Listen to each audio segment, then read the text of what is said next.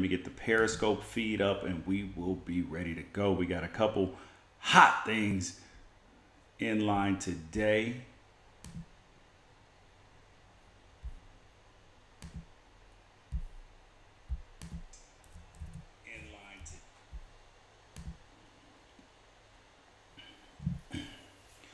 Thank you guys for joining me today. Wrighster or wrong, unafraid. Please share the feed, like the feed, hit your little hearts, all of this. We will keep bringing it every single day, whether it's sports, whether it's life, whatever's on our mind, whatever's in our hearts, whatever's on the Twitter feed. That's what we're going to talk about today. A couple things today. We have white woman, Justine Damon, Australian lady killed by the police in Minnesota, same county as Philando Castile. We're going to talk about that first. OJ's being paroled. A, do you care? Do you think he shouldn't be paroled because he's a murderer in your mind? Or no, because one case doesn't have anything to do with the other one? And the last thing is the NCAA again shows its hand with its indentured servitude policy. First up, though, is, so I've been going on and on with people on my Twitter feed about the police and unarmed people being shot, because people are upset that the young lady from Australia, Justine Damon, who was shot by a police officer in Minnesota, they don't feel like it's getting the same coverage as it would if she were black, right? And also, she was shot by a man named Muhammad Nuer, however you say it. So we're going on and on about this. And then, of course, this gets into some tricky areas, right? So I'll address the first thing. Is this getting the same level of coverage that if she were black, if this had been shot? I don't know, hard to judge. It was the front page story on MSNBC, CNN, Fox News, and every other station. Every other internet site yesterday. So yes, it is. Then people brought up the riots. People brought up other things that, like what happened in Ferguson and why all these things have happened. And I'm first of all, I want to say, the way we can get this clear. I am 100% in favor of the police. We need the police. They protect our streets. This is a difficult job. Most people wouldn't sign up to do it. It's not paid necessarily that great, and it's thankless a lot of times. I am pro-police. I am against murderers pretending to be police officers. That's what I am against. Police officers good, murderers bad. Think we can all agree on that. Next thing up that I am out on riots. I'm out on riots because they destroy usually the community that you live in, and the message of the protest gets lost a lot of times. So now that we have established those ground rules of things that I'm going to say, we can move forward. So in the case of Justine Damon, first of all, a middle-class white women are not typically on the other end of police. They don't typically get killed by police. According to studies, that black men are 9 times more likely to be killed by the police in a stop or an interaction than is if you are white, Latino, Asian, but Native Americans have the highest rate killed by police per million residents. So these are just facts. These are not my personal opinion. This is what it is.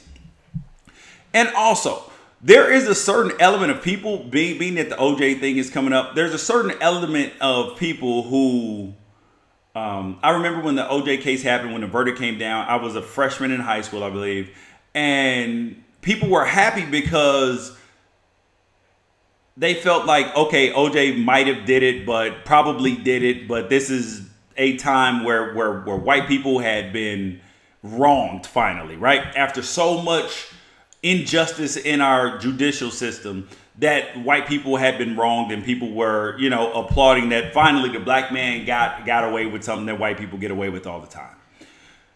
And as you grow older, as you get smarter, you learn, yeah, that's dead ass wrong. That's dead ass wrong.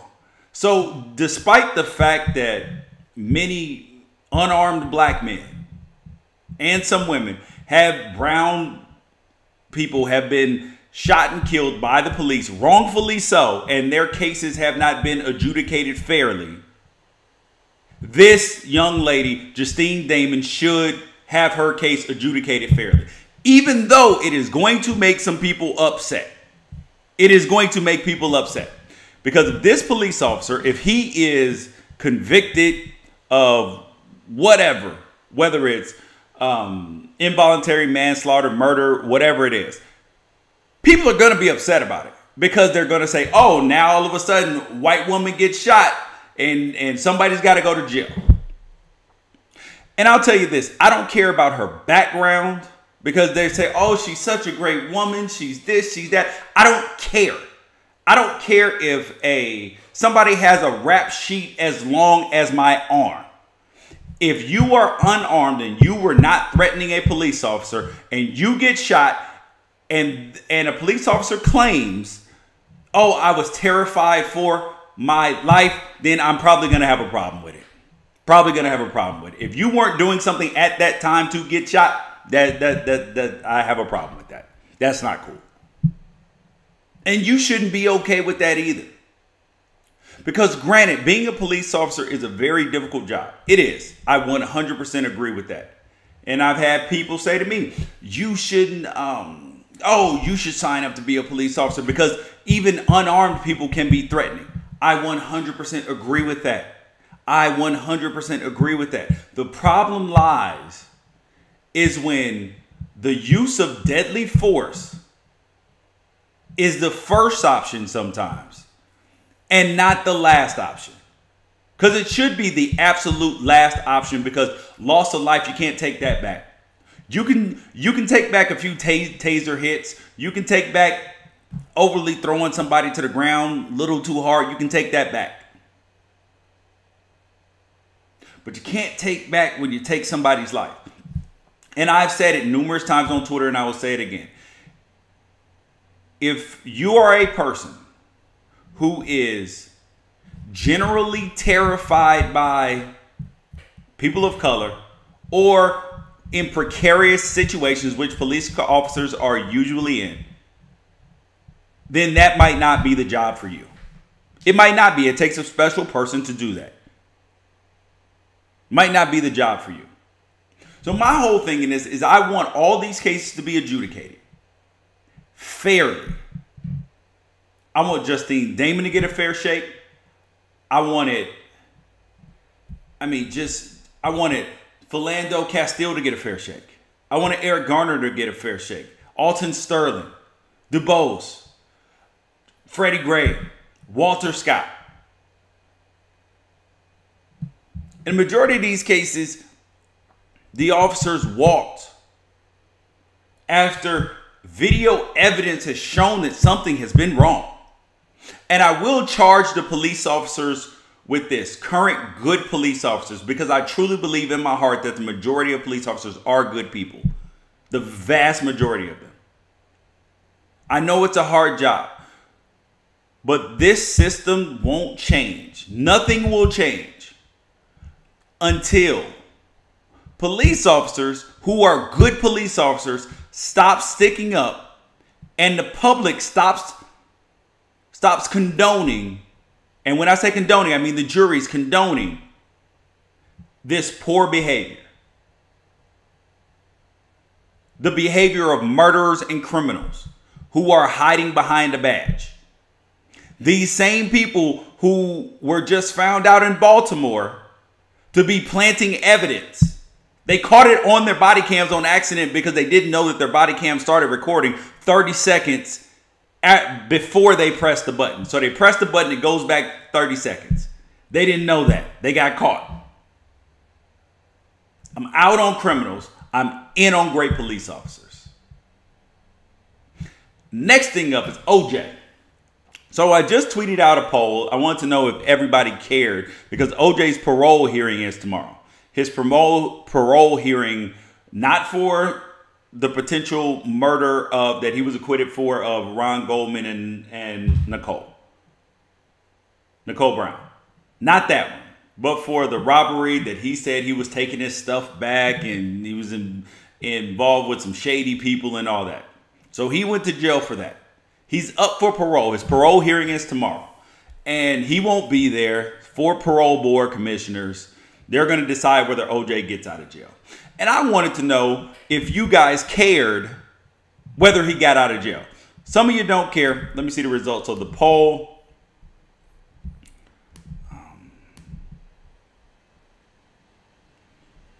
So right now, okay, but no, 42% of you don't care about OJ. 33% say no, it's a different case. 25% say yes, he's a murderer. I find this very interesting because we live in a society where we care about justice, where we say that justice is a big deal. But regardless of whether you believe that he committed murder or not, he's on parole for a whole different case. This is the land that we live in. These are the laws that under which we live in. And you cannot right a wrong by doing another wrong. Albeit, all the evidence points to either OJ did it, the first thing, or he had some sort of hand in it. That's what the evidence points to. But you can't try to adjudicate another case through another case. That's just wrong. Next thing up is Colin Kaepernick. So we were talking about Kaepernick yesterday, and we've heard people say, oh, he needs to clean up his image. He needs to look presentable to get a job. I mean, this is 2017. People are running around in advertisements with tattoos. This man is not a criminal. Where is his image? Problem is, he's threatening to owners. He's threatening to owners, and he's threatening to that he might actually like influence people in the locker room to actually like be activists, to actually stand up for something. Yeah, that's what scares the owners. It's not his hair. Well, his hair reminds them of something. His hair reminds them of when they were growing up in the 60s and 70s and the 50s, the Black Panthers. That's what it reminds them of. Because they don't have a problem with Larry Fitzgerald's dreads. They don't have a problem with Clay Matthews' long hair. They don't have a problem with all these offensive linemen with these gigantic beards. They don't have a problem with that. But you do have a problem with a man who is going to stand up for something. You have a problem with a man that could actually affect change and could cause you to be a little bit uncomfortable. Because we get this idea now that, oh, if we talk about race, then we're bringing racism to the forefront and just making matters worse. No, you actually have to talk about it and try to look at things from another person's perspective to affect change. Can't sweep it under the rug and expect it to go away. It doesn't work like that. Doesn't work like that. Last thing up today on Wrighster or Wrong and Unafraid is the NCAA is at it again. The NCAA, I tell you, indentured servitude. And yes, ordinarily, this affects football players, basketball players when I'm talking about this. Not this time. We got a young lady named Marley Stowers. I tweeted out the article. Jay Billis retweeted it from somebody else. And so to make a long story short, she is a softball player at the University of Western Georgia.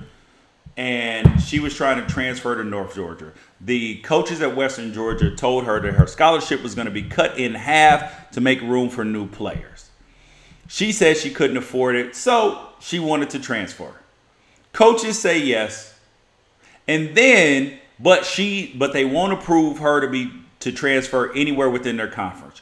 So she transfers to North Georgia, University of North Georgia, which Western Georgia is not in their conference and has never played in postseason play. Sounds okay, right? Nope. They block her transfer. Block her transfer, which means that she has to sit out and is not immediately eligible for play. This makes no sense to me. These are supposed to be A, student athletes, and B, amateurs, right? Who has non-competes in their clauses? Professionals, coaches, people who work at big companies, partnerships that have dissolved, professionals, grown-ups out in the world. So how in the hell does that make sense to you? That this young lady should be, her transfer be blocked, when coaches who make millions of dollars can up and leave as they please as long as they fulfill their buyout clauses. This is another case of the NCAA's overreach. The NCAA imposing its will upon athletes using their image and likeness. There's a Chris Spielman has a lawsuit against Ohio State because Ohio State is using former players' image and likeness on billboards throughout the city, throughout the campus, within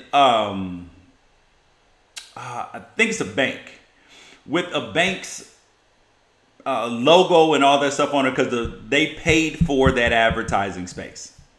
So why shouldn't the student athletes participate in that? Your image and likeness is being used on a banner to sell stuff, to sell things. Mind you, the money that these student athletes bring in, particularly football and basketball players, bring into the university far outweighs the amount of money that their scholarship costs. It's not even in the same stratosphere now. It was different 20 years ago. It was different 30 years ago. But the landscape has changed. So the financial structure needs to change with it. This happens all the time. We don't want student athletes to take money because it might taint their view. It might taint the student athlete experience.